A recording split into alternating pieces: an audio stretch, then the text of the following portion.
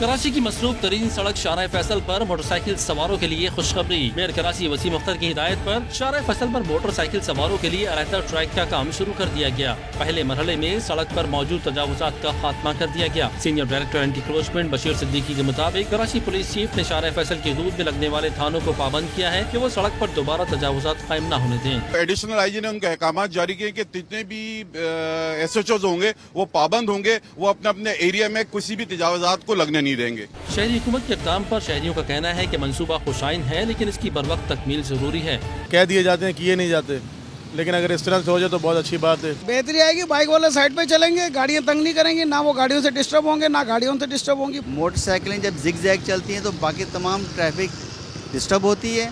मोटरसाइकिलों के लिए कोई रास्ता नहीं है, उसमें हर ट्रैफिक बड़ी छोटी सब ट्रैफिक उसी में चल रही है।